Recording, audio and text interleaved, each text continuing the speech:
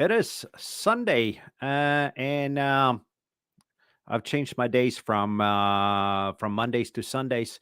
Starting to get used to saying it's Sunday, and welcome to the LB0 Fox India live stream.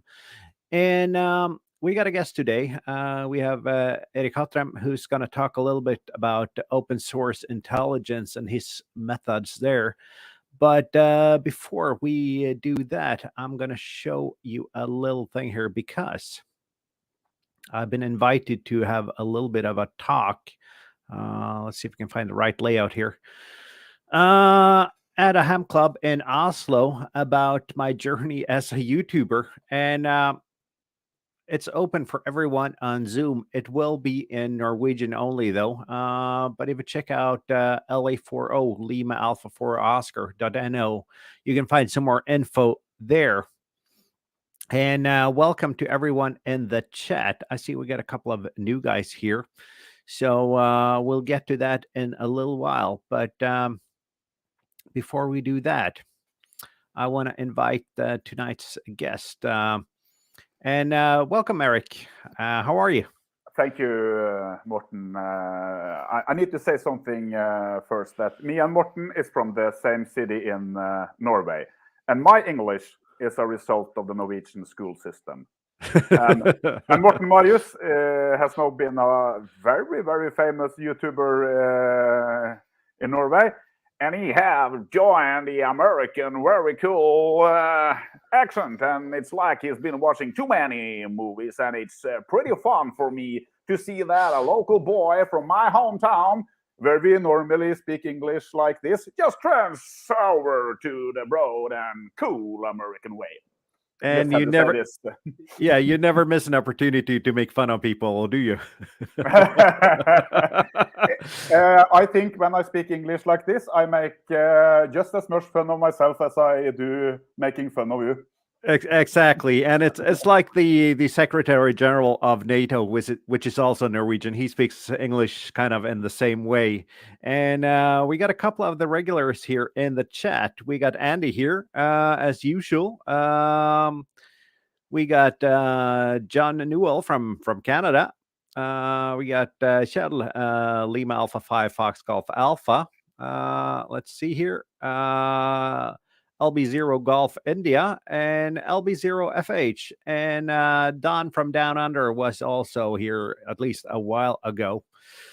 So, but back to the topic of the day, Erik. You're a journalist, and you know a little bit about a topic that I don't really know anything at all about, and that's open source intelligence. And it's not quite radio, but it's radio related, because you use radio as one of your methods in your research, don't you? Yeah, that's correct. And I just have to also add that you have been helping me while using some radio doing OSINT. You remember when the earthquake, the little earthquake in Norway, and all the masses of earth and ground fell out on in the eastern part of Norway, close to where you live? Not sure I remember quite the case there, but yeah, a lot of people died, and I asked you for help with this map where you can see VHF radios on the map. The APRS map, exactly. And that's one of the tools you use pretty much, isn't it? Yeah, because when you, as a journalist, something like a small, it's not an earthquake, but you would ask, Morten. A landslide. A landslide, of course. It was a landslide in Norway, and it took a lot of houses with them, and a lot of lives were lost. And it was helicopters searching for survivors with the infrared camera, heat-seeking camera. And there was a cord put out there by the police for press, media, everybody, of course. And you need a witness. You need somebody to tell you what's going on in there. And the phone lines are, for the land phones, are often destroyed. And you don't know who is there. So you can't just start calling widely. You can't just open the phone book and start. But a great thing is to know that radio amateurs with ham radios they are often social people with knowledge in many areas. Every time I speak with a ham radio operator, he has also another hobby except radio or great knowledge in things. So when you see that API map in Norway, you can see their phone number and their address at least. And then you can see they are close to the area. And then you can take a phone call and present yourself as a journalist. And I can see that you are on the API map. And can you please give me some information? And there is a big well of information in some of those people. Exactly. And could you just give me or give me and the viewers just a little quick overview on what kind of cases do you work on, and what are your main methods?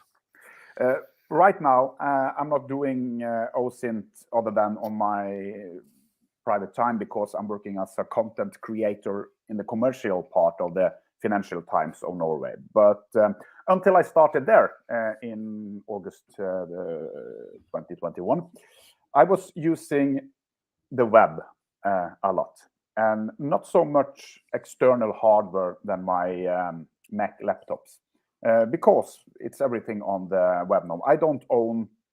I have a few radio scanners, of course, but I haven't used them in many years. They are collecting dust in my cabinet, because webSDRs have been a great tool for me, and also using the webSDR to triangulate, for example, was 4 years ago. I did a triangulation that made a big fuss in the news because I could confirm a Russian flight from Kola Peninsula to Venezuela with AN, I think it was 140 airplanes. I don't remember exactly. Yeah, you sent me a Facebook link here, so I'm just going to put that up while you talk here. And just to you viewers, feel free to ask any questions during the stream, and we'll try to answer them as good as possible. And just keep going, and I'll find the link you sent me here.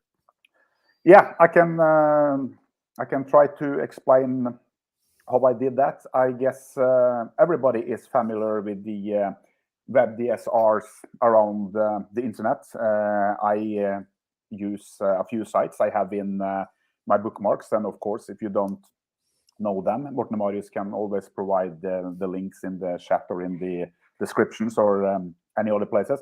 But the Kiwi SDRs was was necessary for this, because I was listening to a web SDR located in Netherlands. It's the University of, I don't remember the name, but they have a web SDR with a great capacity, and it also a user uploadable panel, so I can preset my frequency to listen. And it's not that advanced interface, but it's great for me. And I was listening there, and suddenly I heard a lot of Morse codes on the summer frequency or autumn frequency for the Russian long-distance bombers. And I just downloaded the Morse code in that particular web SDR, because it's a download function there. And I ran that Morse code through a Morse code degenerator, so I could translate. It was, of course, code, so it didn't say me anything. But I sent this decoded code around, encrypted code around, to other OSINT and experts. And I said, when it starts with this number, it's always a check-in. This is just, they are checking in. We are okay, good to go further. And then I just opened the Kiwi SDRs, web SDRs, and did a triangulation. It's a function in the interface, web interface of the Kiwi SDRs, that I could take the frequency the bombers were transmitting on and paste that frequency into 3, 4, 5, at least 3 others Kiwi SDRs in the area. I think I chose one in Ireland, and one in Sweden, and one in Norway, and maybe one in southern England or northern France. I don't exactly remember which Kiwi SDRs I used. And I entered the frequency in, and I just waited with the other Dutch web SDR up on another panel of Google Chrome. And when the Morse code came back on the air again a little bit later, just hit enter. And since the GPS exact time location is encoded in the webSDR from Kiwi, this program could do the calculation. Where is the airplanes right now? And they are just outside the coast of Norway, where I was sitting. They were probably with a magnifier or a telezoom. I could have seen them, and I just wrote that on a internet chat with my colleague, and he called the Air Force of Norway, and they confirmed yes, they are there.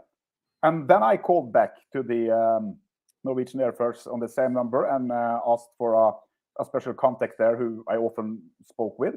And I asked him, is the QRA up? And it was.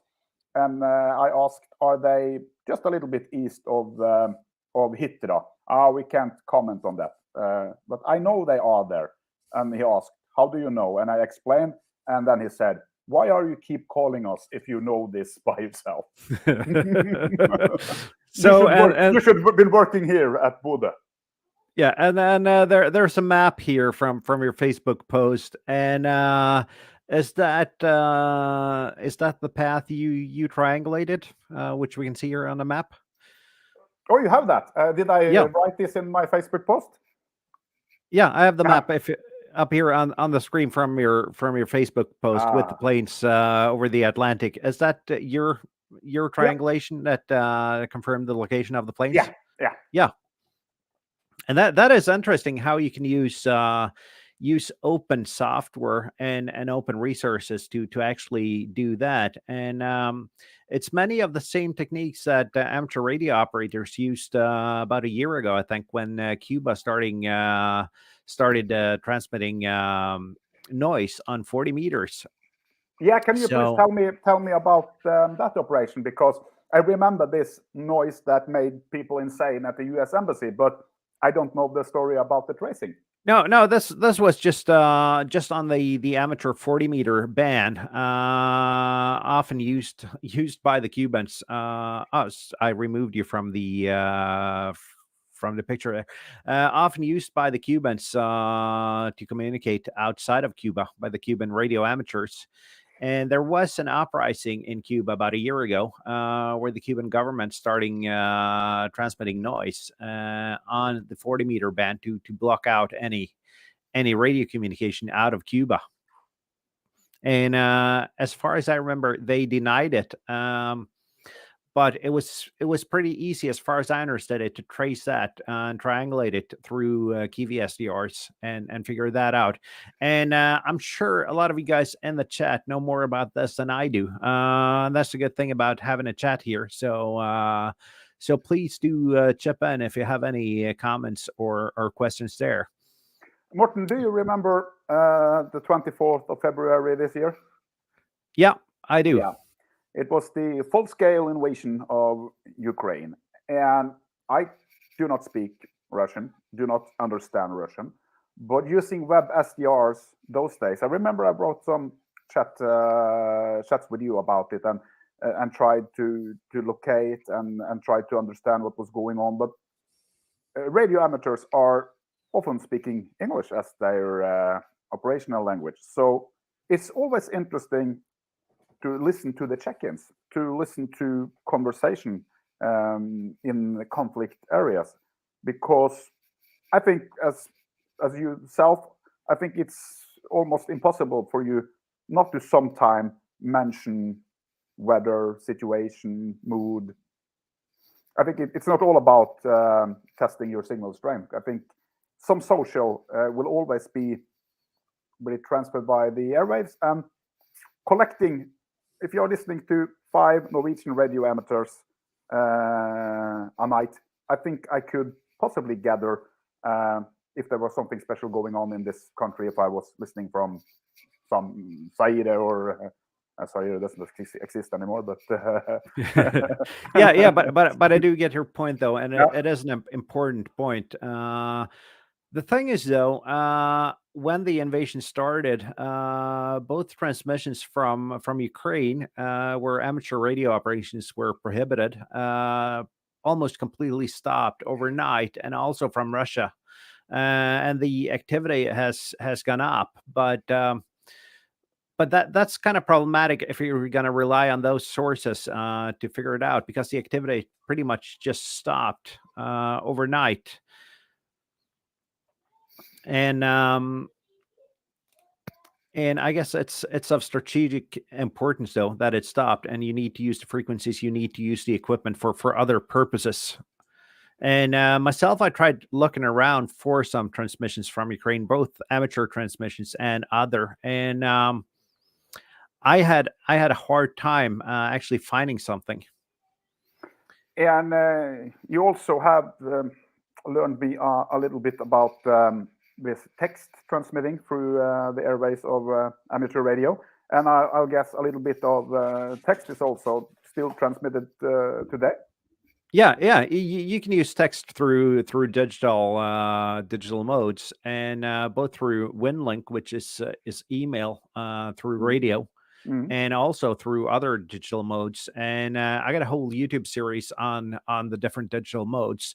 And I see Andy here comments that the noise was transmitted on the 2 parts of 40-meter band where the homemade Cuban radios can transmit on.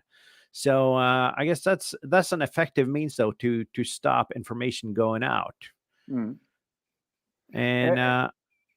did the Russian jam the amateur radio band during the invasion hours in February? They still do. Yeah, but did they jam from the moment of impact?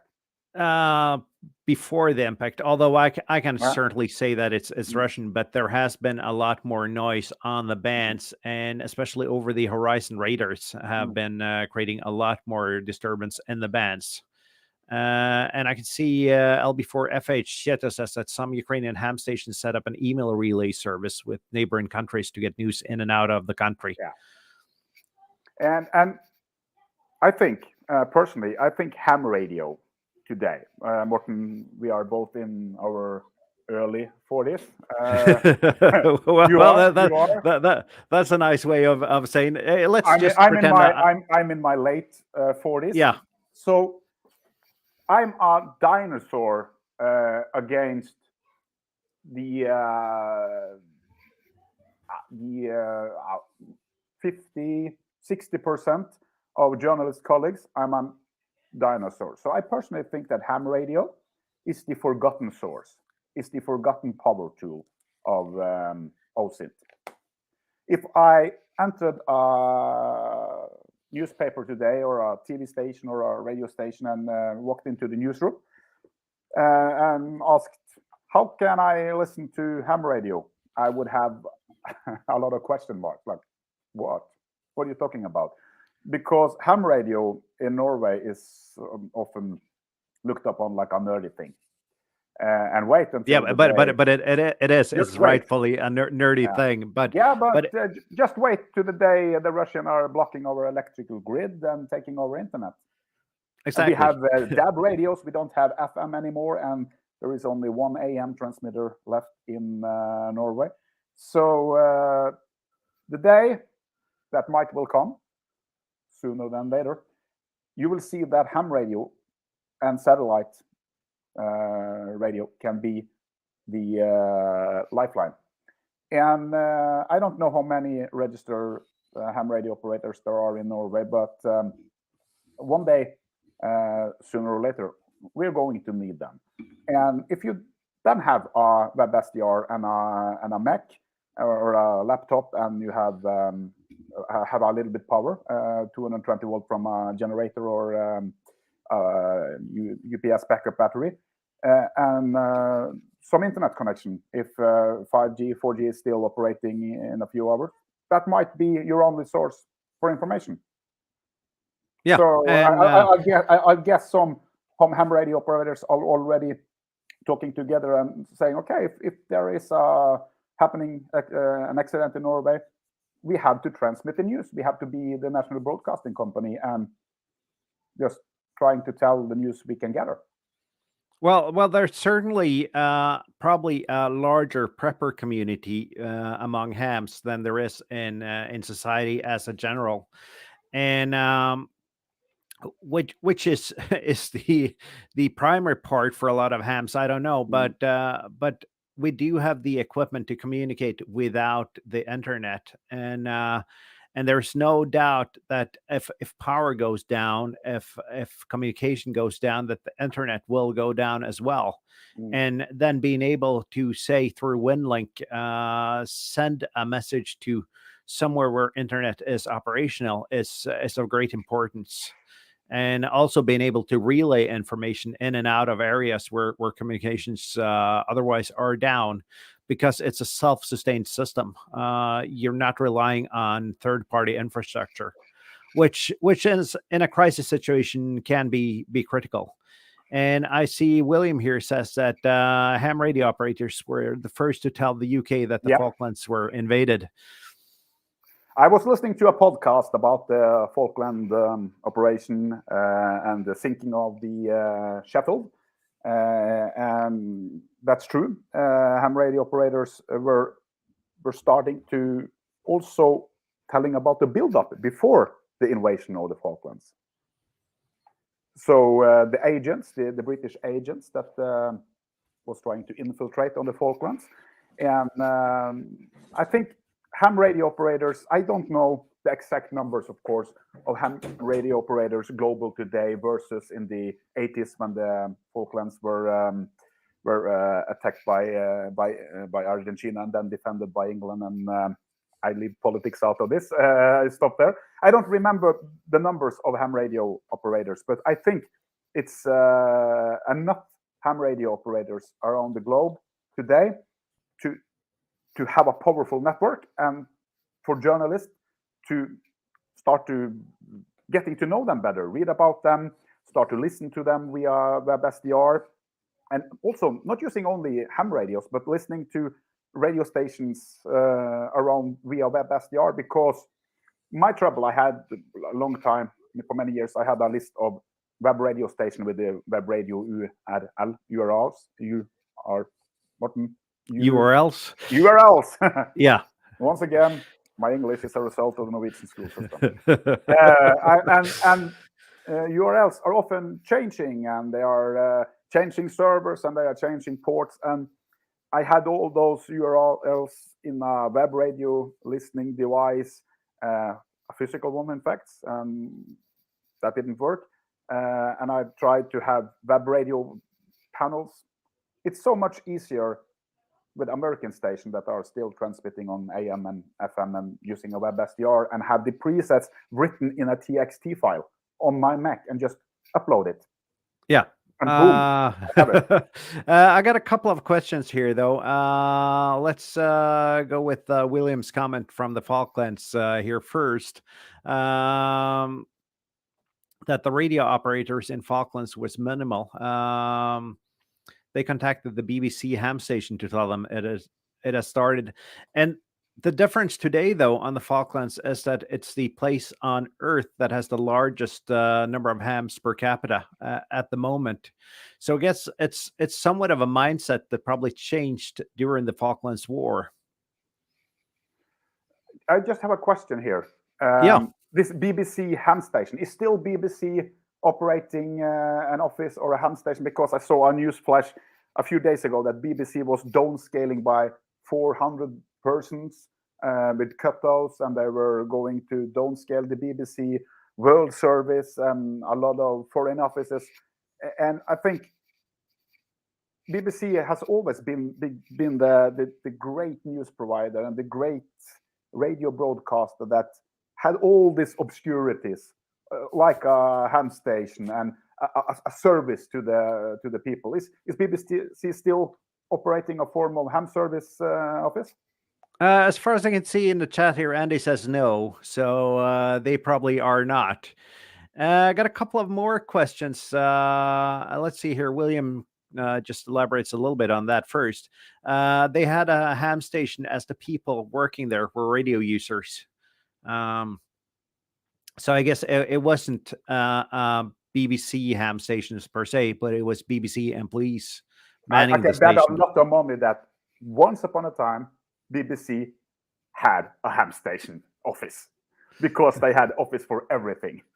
Microphone cleaners, headphone repair. So, and let's see here. I got a couple of more here that Aaron here says that not all ham servers then using WinLink or JS8 call as a method of sending text messages. So voice operations are still useful. As but the majority of I see it says muggles, but it should probably be users use SMS and email. And there is no secret that the ham population is an aging population. And being in my, let's say, mid-40s, I am one of the younger operators, and that's I don't really know how to change that, but it's certainly that the digital modes are kind of harder for the older population to learn, I would guess. I know how to fix this, and the solution is here. Yeah. Yeah, the kids are starting to use film again. As probably many of you guys know, I work at a concert venue, and we had a band guesting us on Thursday, a younger band in their early 20s, and they were using film cameras to document everything. So there is a change, and if we could spread the hobby to the younger crowd that are using vinyl records and give me 2 analog seconds. cameras. Yeah.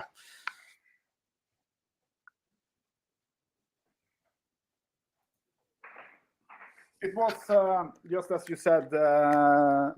said, Morten. And I think the solution is you have to look at this. You have to follow the way of making things cool again, making it simpler. And now,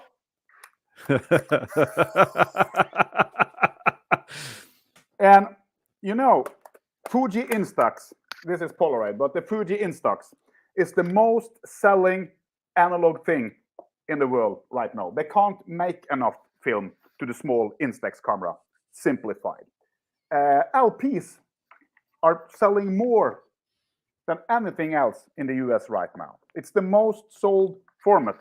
Of course, it can't compete with the downloads from Spotify or anything, but it's outselling CDs and cassettes. And cassette is still gaining popularity again. Yeah. So ham radio, when we are thinking about ham radio, because I'm not a ham radio operator, I'm just an average Joe. I am looking inside my head a person like Morten with a bunch of things in his radio check. It's transmitter, receivers, cables. He's even having antennas on the top of the headphones, and it's cables, and it's glooming radio tubes, and a 16-year-old boy.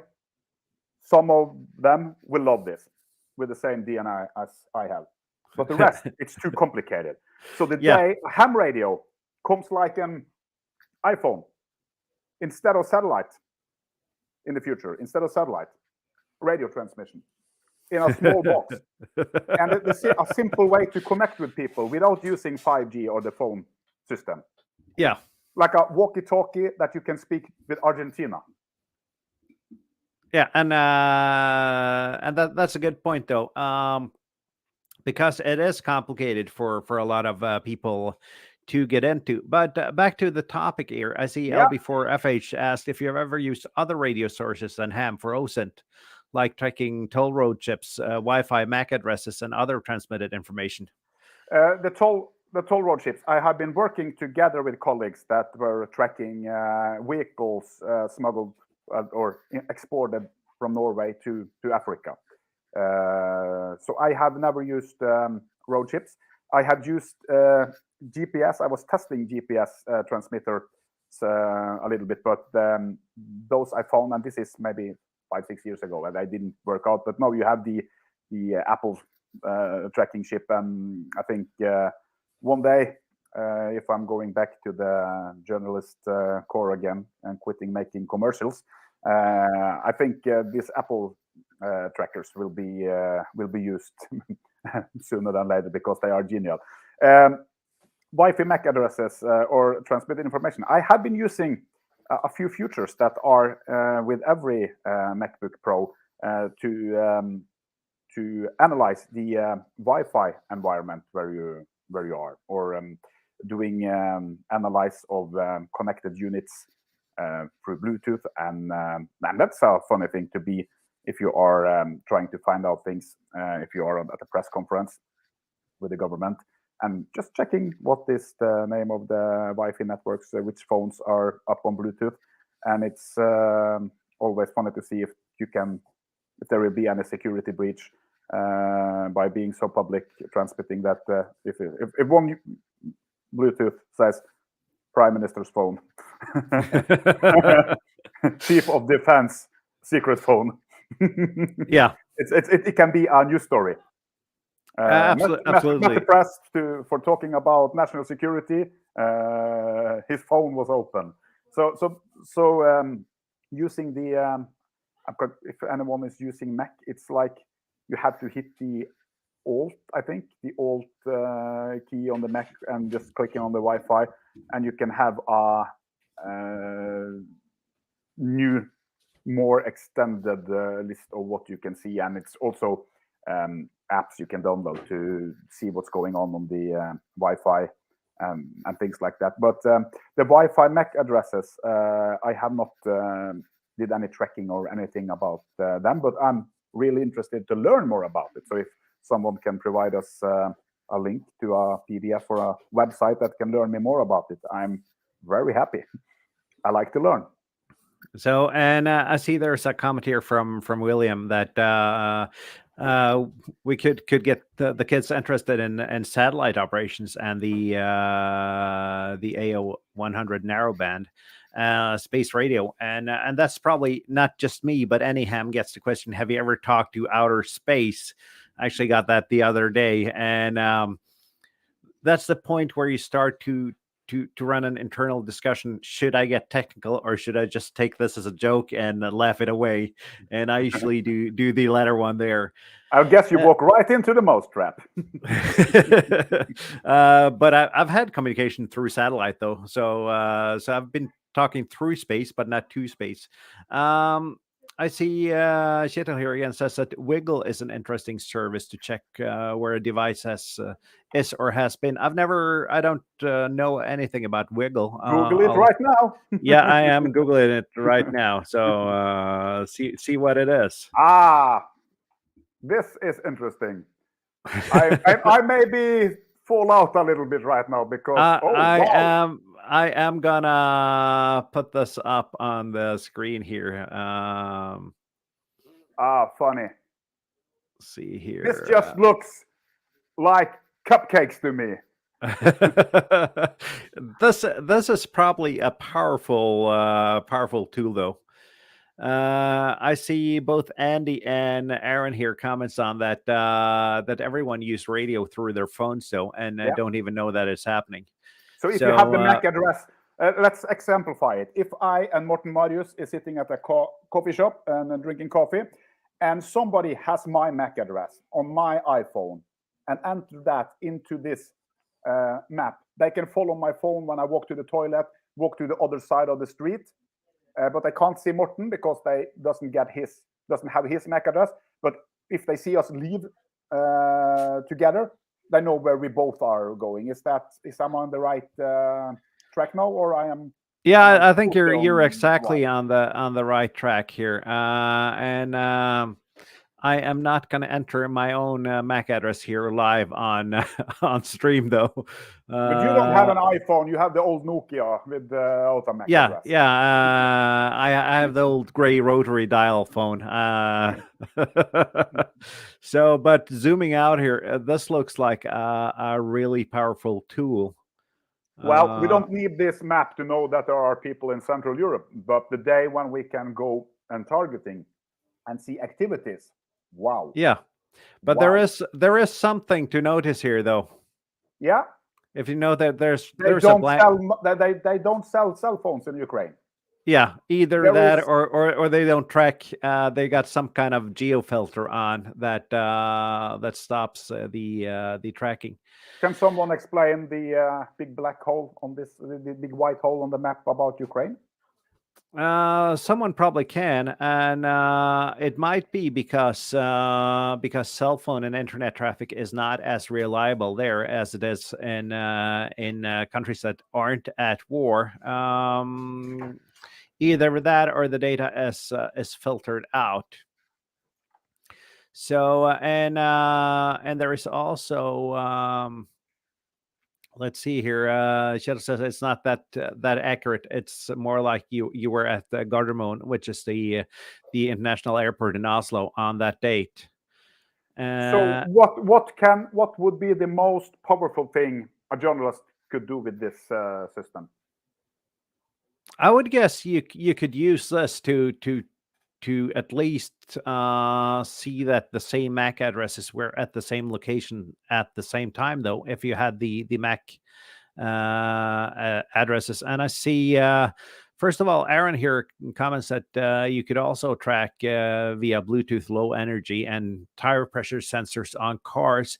And actually, tire pressure sensors, at least in Europe, they're on the 433 megahertz band, where a lot of those open sensors are.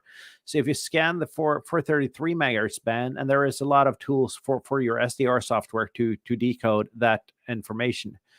And Shito says that the reason why there's nothing in Ukraine, it's deliberate to avoid giving targeting information. Yeah, that's great to know. That's good. So, and I see Darknet Diaries had an entry for this where they used it to find out where an aggressor was located from their Wi-Fi name. Yeah. And Wi-Fi names tells a lot about people, because sometimes it's obviously, like in my neighborhood, there is a few networks, a network named Real Madrid. Some is named You Never Walk Alone. And I like the network called Single Mom 35. And it's a pretty strength of that signal. So I think she's pretty close to me. Yeah. But I'm married, so it would be better for someone else. But my network name is Tower 24, and it has been Tower 24 since 2016, I think, when I started to use Iron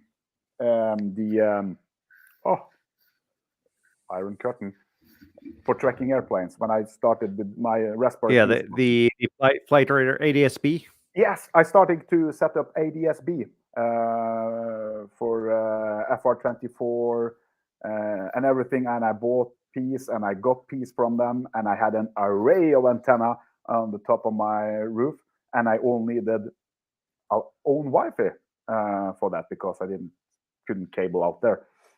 And that was Tower 24, just like Flight Tower 24. And when I started to broadcast the tower in mode, because I made a Raspberry Pi that was receiving the air traffic, radio traffic from the tower, and I was broadcasting that on, I think it was on the AM24. It's the short word for air nav radar box. I was transmitting, and it was just Tower 24, and I think Tower 24 is saying something about radio towers, and just blowing my cover as an person interested in towers, if it's a radio tower or anything. But I think following and just checking out Wi-Fi names, I think sometimes you will guess wrong, sometimes you will be totally misled. But I think as nameplates on cars, I think wireless network names is like a personal nameplates on a car for people. It is, and especially as you have so many Wi-Fi devices, so it's just easier to keep your network name the same. It's a lot easier to do that than to change the network setting of every device. And Cheryl says here, you can see where I've lived from my network locations over time. Exactly. So if you had a somewhat of a database on what Wi-Fi networks were in an area at a time, you could use that to gather some information, and we connect the dots with other pieces of information. You can actually tell a story. And I just zoomed wiggle in here to my area here, which is rural Norway, way out on the countryside here, and there is still some dots around here. It says that I got to be logged in to get more information though. So this is a tool I'm going to look more into, just out of curiosity. I didn't even know that this existed, but this is a lot of fun. I was just lost in this wiggle.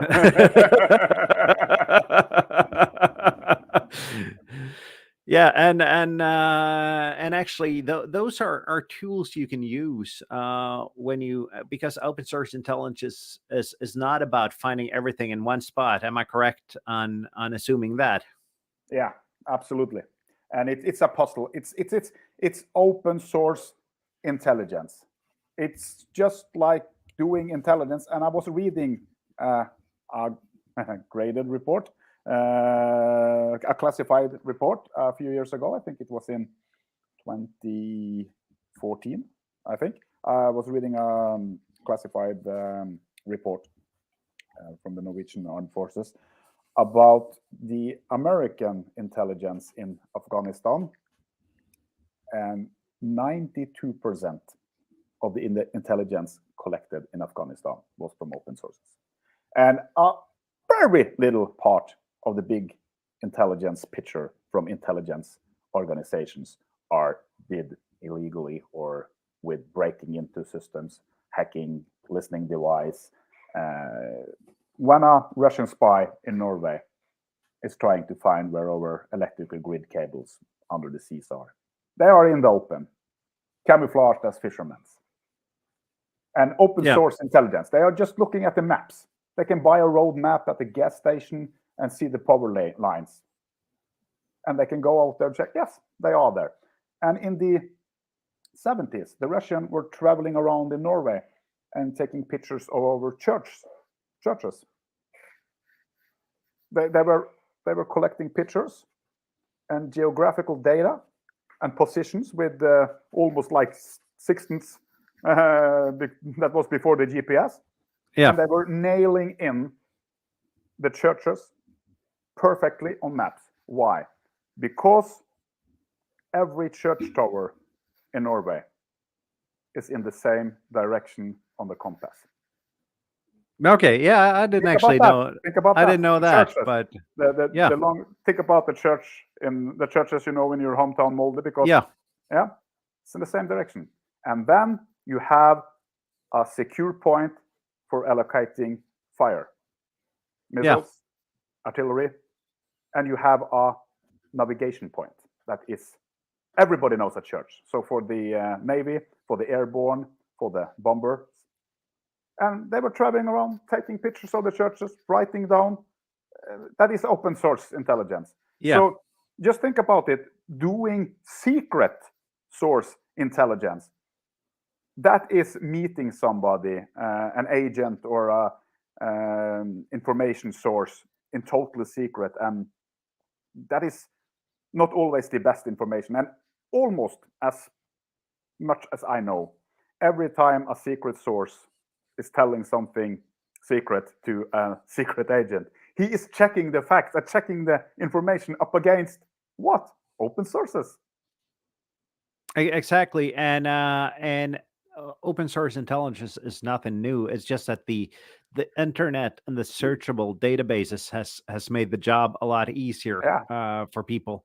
And I see William here has a funny story that the Russian spies got lost in Ireland, asked the police to show them where the army camp was. That was in the 70s, and the police helped them because they felt sorry for the spies. And this is classical, because army camps is seldom an interesting place, because that's just where you live and eat and ship, and having your vehicles and your guns. And 14 days before a situation is going to happen, you are out in your alpha positions and getting ready to war. So the camp is empty. So just show them, take them in. Be naive. Welcome. Yeah. And also one other thing about open source intelligence and, for example, radio. I think that the basic thing of open source intelligence is just curiosity and creativity. Just to, where can I find information? If you are building up a basic toolbox in your bookmark folder and in your Chrome extensions tables, if you're using Chrome, Yeah, you know where to start. Because if somebody just throw at me, hey, Erik, help me. I found a company registered in Panama, and I don't know anything about it, but I believe that this company is owning this private jet or this yacht or this building complex in Norway. And I want to see if this is dirty money channeled by this company. You can start with Google, and most people do that. Start with Google or other search engines, and then they have to search for, how do I track a company in Panama? So if you have the bookmarks ready, an open base for properties, companies, etc., you can start there, and then before or later you will end up maybe with, wow, this yacht is owned by this company again. And if you have a ham radio or a scanner device and are up close to the yacht, or are having a webSDR that having the bandwidth to do it, you can start listening to, what is this yacht or this airplane or this car or this mansion broadcasting. You can do that. And I guess that radio is often used by people who have something to hide, because they know how the NSA, CIA, and all. This is not conspiracy theories. This is pure fact. Let's say it like Donald Trump. Everybody knows it. It's a fact. But radio is often, encrypted radio is often feels more safe than using a cell phone or an email. It feels safer. So I think for shorter distances, they are using radios. Security guards. If somebody owned a big mansion in London, a Russian oligarch, and I was a journalist, and I was trying to find out what is going on behind those high walls, of course, I would have a radio scanner or something to scan the frequencies. Are they opening garage ports? Are they having wireless security cameras? And if the security guards are using unencrypted short distance radios, I could hear, there is a Norwegian journalist is trying to spy on us. He's walking around there. I think this is the Twitter happy pop. Are we going to kill him, or are we going to let him continue? And the other end says, oh, we have to get rid of him because we can't let him find out that we are having dead bodies in our basement. And I will write, dead bodies stored in Russia. So of course, I would have tried with radio if this was a story I was working on and I had the resources and the backing from my editor. If I was working freelance, of course, I would have a radio scanner or a device to just check, just to find out, is there anything going on in the airwaves? And it doesn't necessarily have to be encrypted as well, because it's security by obscurity. Because not a lot of people have the resources and the knowledge to monitor the radio stations. And even though you do, you still gotta have somewhat of an idea where on the radio spectrum they are, and you need somewhat of a little bit of knowledge for radios to know that. And I see my picture froze here, so I don't know if my audio's still on though. Yeah, I can hear you perfectly. Yeah. And I think that networking is the second thing to OSINT. Have a good network. Use Twitter. Get to know people. start having some private conversations with them. I have a lot of friends I have never met in person, just been speaking with them through Twitter. And sharing is earning. Share. Don't keep anything secret. Don't try to be as smart as that. Oh yeah, I can do some open source intelligence, but I'm not gonna tell you how I'm doing it because I want to be the one everybody comes to. And just if you just keep on talking, I'm going to check out my camera here and figure out why it's freezing. So none of us are unique. The graveyard is full of people who believe they were unique, and no, they are dead and they are replaced by other, probably a lot better. And out there, there are so many journalists that are better than me. But the important thing is to have the creativity and the will to try to solve things with in creative ways when you are on a tight deadline, or you are feeling that you are having a strong case, but you can't talk your editor into making the story. They say, no, you are looking, you are seeing ghosts in bright daylight. There is no such, nothing such as Russian spies on those yachts in the Norwegian fjords. They are just because that was a story I was going to ask you about, though, because you did a story earlier this year, I think, about Russian yachts on so-called fishing trips on the west coast of Norway. Do you have anything to tell about your methods and the case in general there? Okay. When this hit my radar in 2014, it was just before the invasion of Crimea, and I saw the local papers were writing about with great pride that rich Russian people are coming to our fjords to fish and enjoy our beautiful nature. And you have been living in Molde and know what's in Molde on a gray autumn day. There is nothing. You can't even see the mountains. The clouds are so low. It's nothing to see, and nothing is happening.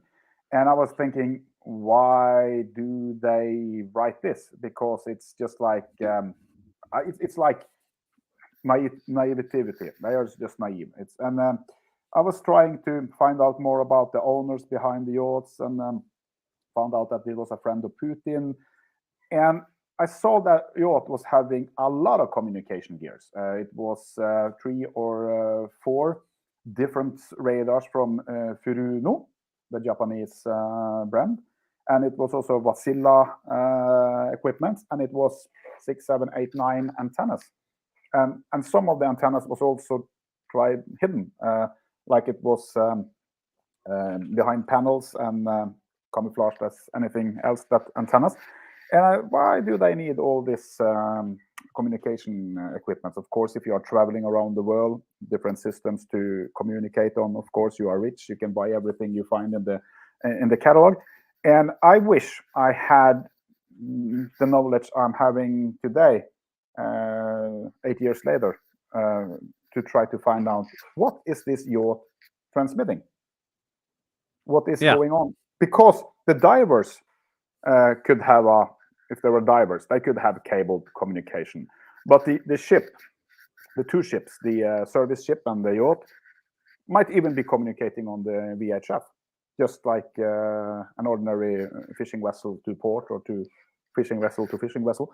And if they were communicating on Russian with code words, I would start thinking, why? Yeah. And if they were using drones, I could pick up remote control signals. And maybe they were transmitting videos from the drone down to the boat in 2016, unencrypted. If I had equipment to scan for frequency, if I was thinking like this, I'm doing right now in 2014, I could start to ask people. I could ask you, Morten, do you think it's possible to interrupt a video feed from a drone? You can ask my brother, and he would say, yeah, if they are using this shark things, you can blah blah. Just ask people who are doing something similar to what you are looking for, and people love to help if you are helpful with them.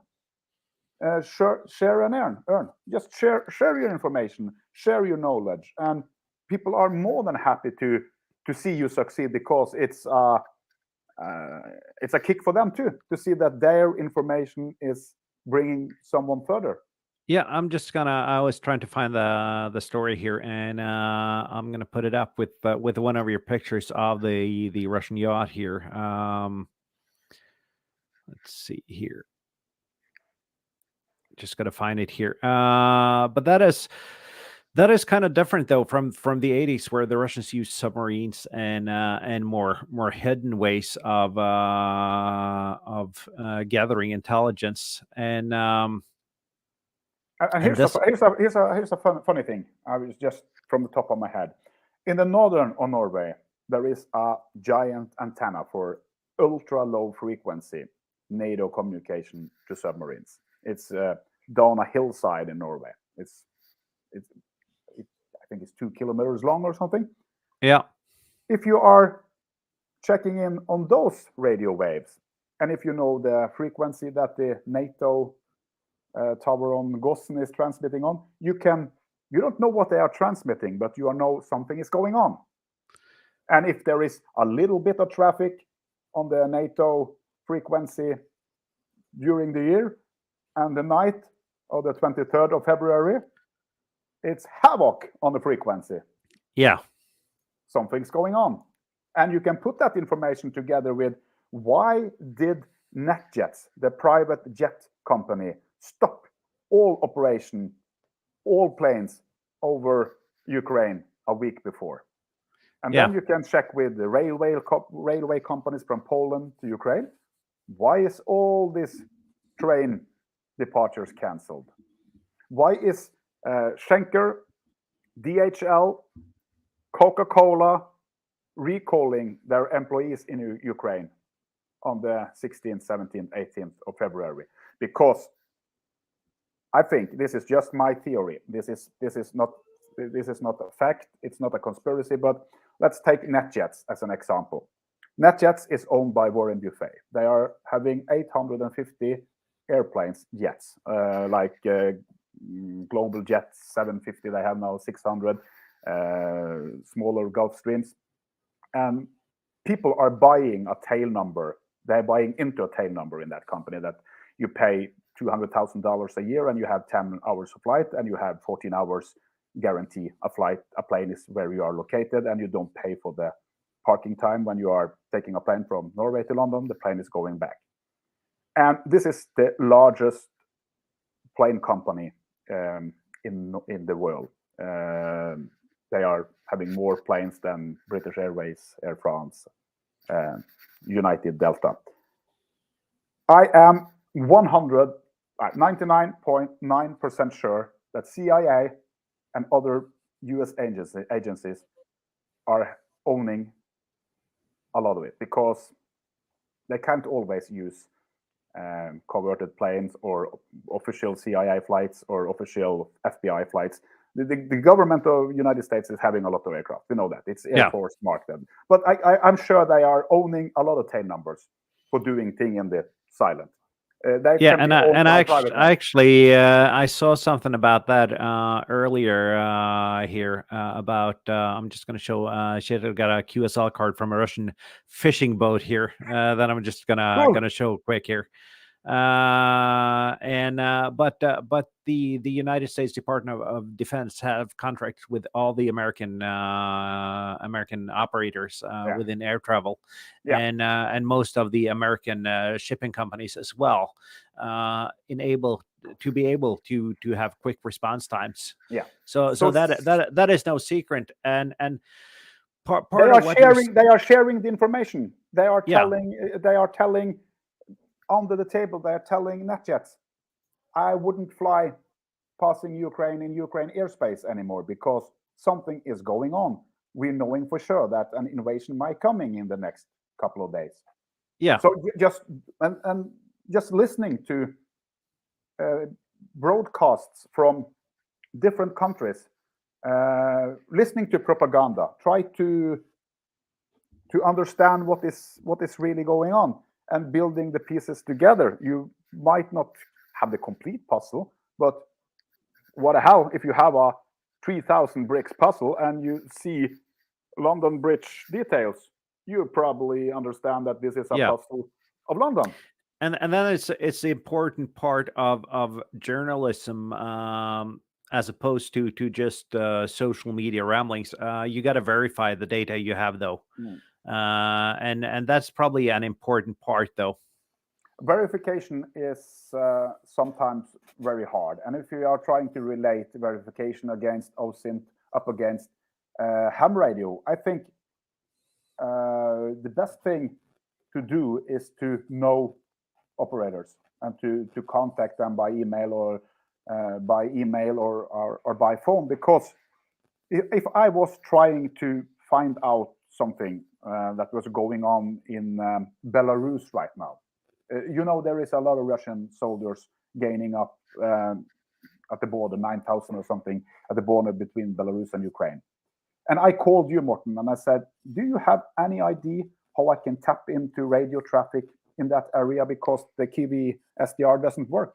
I can't find any signals, and I don't know the frequency, because I guess they are using short-range radio.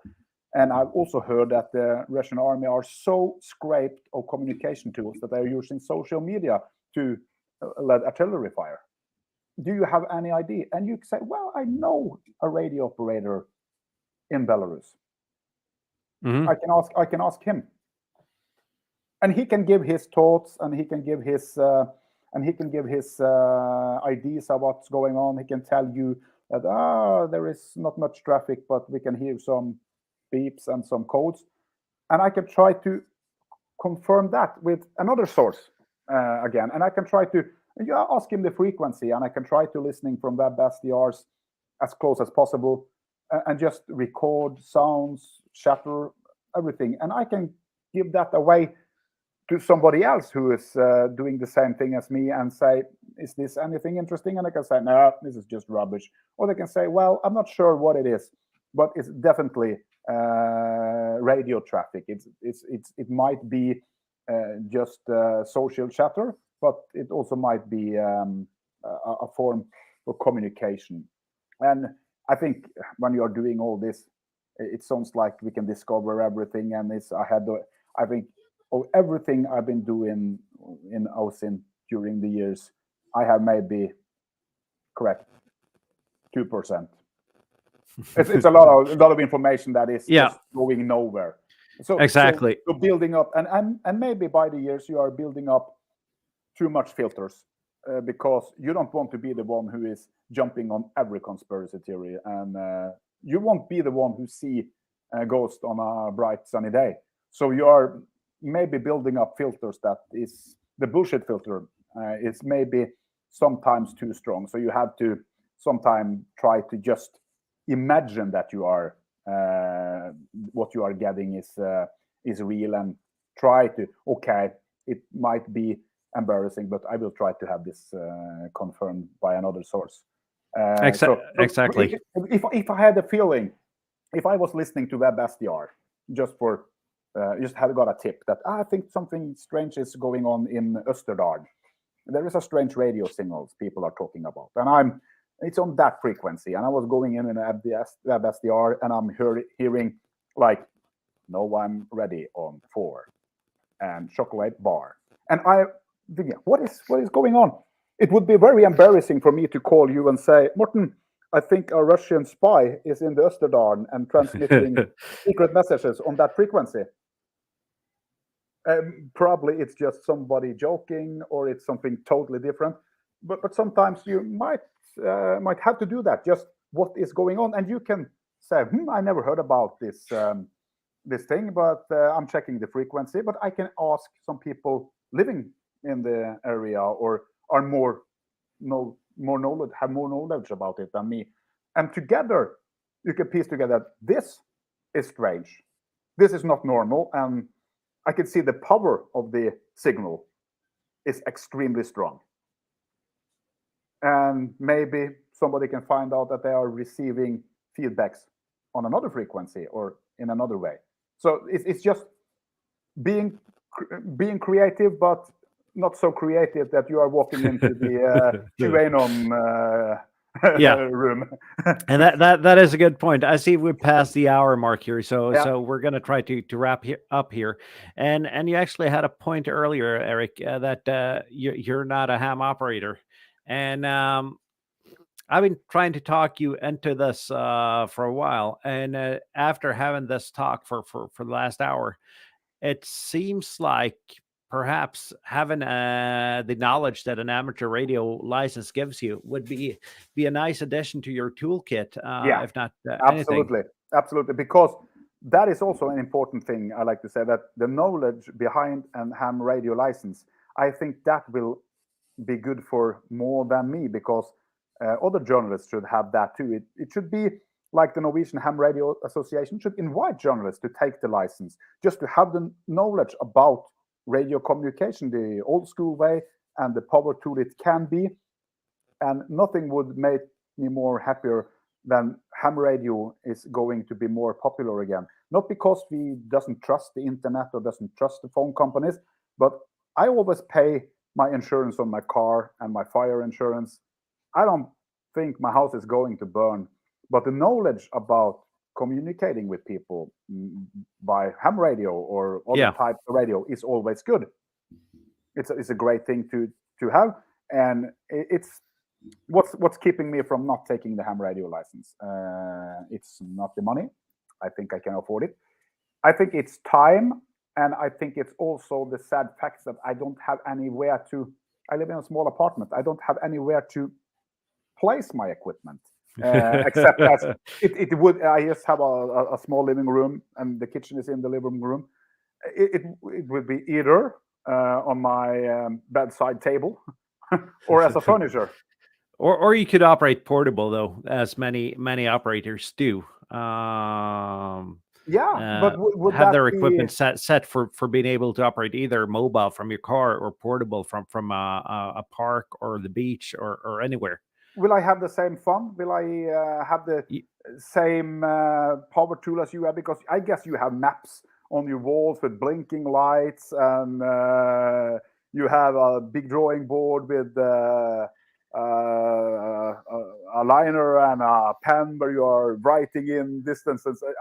I think your radio room Uh, looks like the Houston command for NASA. I think a well, person working for actually, NASA could just walk into your room and know what's going on. actually, what you see behind me here on the green screen is my entire shack, and I don't have enough room as well. So this is actually the hallway between three bedrooms. Uh, But you'll have a lot of fun operating portable because the set of challenges are actually completely different, and you have to learn to know your equipment and optimize everything, both regards to weight and power and antenna wise, a lot more than you have to do at home, where you can always compensate a poor antenna for just using more power. but do you think I can fit everything in a Peli case? So I just have the Peli case. Definitely. You could definitely fit everything in lot less space than a pellet case. If you check out one of my latest videos, or I got a video series on operating from my car, and you can see all my equipment fit into a small camera backpack that I use Yeah. and keep in my car. And before we are signing off, I have a OSINT question to everybody who is listening. Can some of you try by radio to contact one of the academic ships from Russia that are going around the Norwegian coast and find out what they are doing, and that measure their signal strength and try to get a response or a QRA card? You could, at least if they're using the ham bands, you could try to communicate with them. Apparently, I would not guess that they are at least transmitting on the ham bands nowadays. They most certainly are listening. Yeah, Uh, but I mean, most of the transceivers are able, even though they just can transmit in the ham bands, and we're only allowed to transmit in the ham bands. A lot of us listened to a lot more than just the ham bands. Mm. But So do check out my videos though yeah, on portable operations, and you can see that I got a lot of lot of go bags, which are small and compact and easy to take out. But thanks for being on the stream, and thanks to everyone that has seen this. And there are a couple of more videos coming on this channel. I was asked in the comments on my U5 link setup to do a tutorial on how to set that up. So that's coming this week. And I'm going to try to do a review of the Surface Go as a portable computer. So thank you for watching, and if you haven't already, please do subscribe to my channel, do comment, and if you look down below, just gotta try to find the camera. If you look down below, there's a little bit of ticker here. If you like the content, please consider buying me a coffee. This running a YouTube channel is not cheap, so every little cup of coffee counts. Thanks for watching, and until next time, 7-3.